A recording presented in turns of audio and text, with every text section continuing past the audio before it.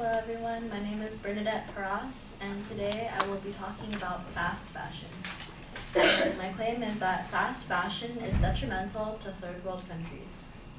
So as a background, I'll give a definition of fast fashion, which is an approach to the design, creation, and marketing of clothing fashions that emphasizes making fashion trends quickly and cheaply available to consumers. So my claims today are that 1. Fast fashion's consumerism results in low wages for third world countries. 2. It allows third world citizens to be exploited. And 3. It causes negative effects for the environment.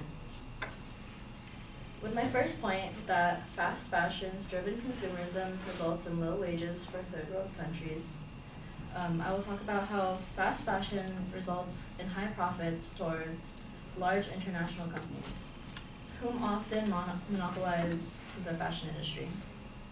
According to Joanne Wojciechowski, a writer and editor for The Nation, the data collected for third world manufacturing jobs finds that workers' wages are often less than $3 a day. Outsourcing these low-skilled jobs to third world countries results in cheaply made clothing. These low labor costs allows companies to profit more, but also these low labor costs are kept low because of third world citizens are deprived of forming solid workers' unions, meaning that workers have little to no voice in the grand scheme of things. Which leads me to my second point, that third world citizens are being exploited. Outsourcing these jobs to third world countries allows the industry to utilize the fact that these jobs are low-skill, high-risk jobs. Workers paid in these manufacturing jobs are often below living wages, and they are at risk for unsafe working conditions. For example, there was the 2013 Rana Plaza collapse in Bangladesh with a death toll of over 1,000 people. There have been multiple factory fires, factory collapses, and work-related deaths in the fashion industry. So these workers' lives are being exploited for cheaply made clothing. Not only that, but child labor is also being exploited. Local labor laws are often limited, so children are subjected to also work because of the harsh realities that almost all third world and low-income citizens face. Children experience multiple health deficiencies that occur with these working conditions. They are exposed to chemicals that often result in cancers, mental health deficiencies, and a variety of disabilities. In the documentary True Cost, Dr. Raman Singh, a doctor located in the Punjab region of India, where many pesticides used for cotton and where many factories are located, explained that these toxic chemicals are created from major industrial corporations that aim in seeking profit by creating chemicals and pesticides used in the process of creating clothing. This leads me to my third point, which is the fashion industry's impact is causing negative effects on the environment. According to environmentalist writer Jessica Linay for Lifestyle magazine, she says that the average American generates 68 pounds of textile waste a year. Toxic textile waste is being accumulated and is non-biodegradable, which means that it will not degrade back into the soil properly. This textile waste often results in air and groundwater pollution because this waste degrades so poorly and is often coated in toxic chemicals. This waste is often located in third world countries who are constantly feeling the short end of the stick in the clothing manufacturing process.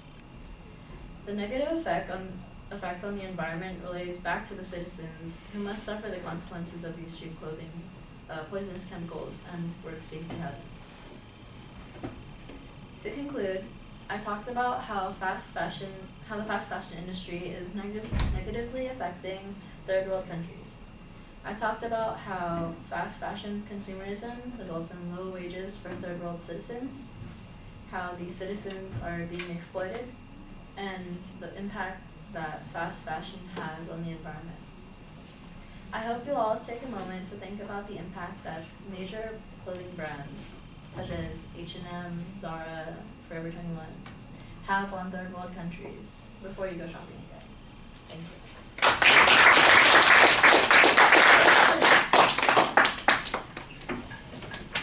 Something that makes me agree with that statement,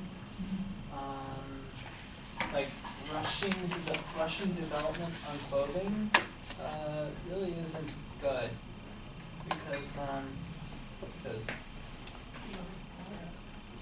yeah. All right, well, the proposition is clearly stated. I think that you've got a solid layout of what the secondary claims are going to be. They're stated in declarative form, which is appropriate. There's a good preview. I thought it was necessary to offer a definition at the beginning of the speech. That worked pretty well. You signpost the points as you get to it in the body of the speech, so it's relatively straightforward to follow. Some of the proof needs to be a little bit more elaborate. I think there's a tendency to take a generic quote or incident and make some big inferences from those particular points that I'm not sure there's enough follow-up on. Just as an example, you've got Dr. Singh that you cited from the documentary that you're talking about, and that mentions the toxic chemicals exposure there.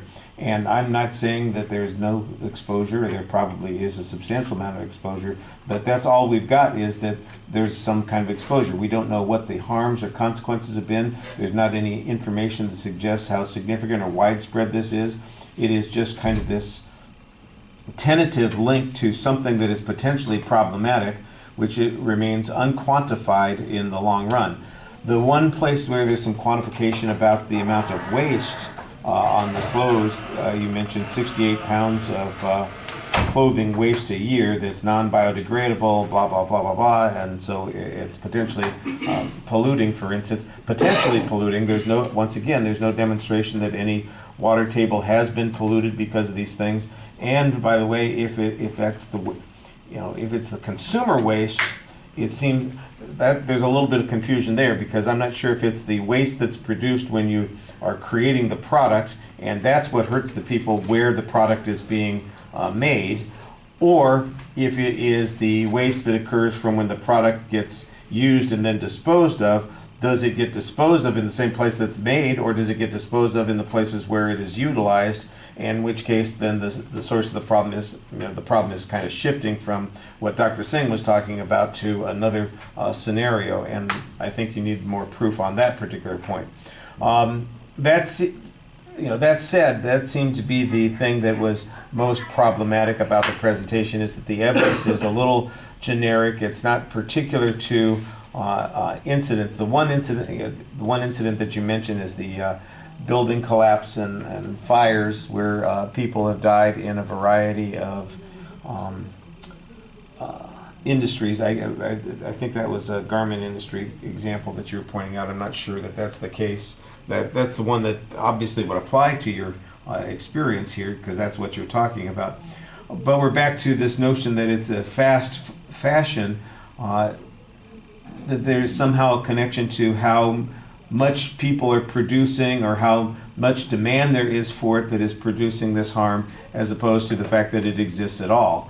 I'm not exactly sure I see the inference that you're making here, that it's this quick, disposable, cheap stuff that is causing the problem, as opposed to the fact that they're doing it in the first place, which apparently they ought not to be doing. I'm sorry, I just thought of one more place where there's this problem about the completeness of the evidence. There's a lot of assumption about what the local working conditions are, about what the wages mean in the long run in the context, and I think there needs to be some expansion on those particular points.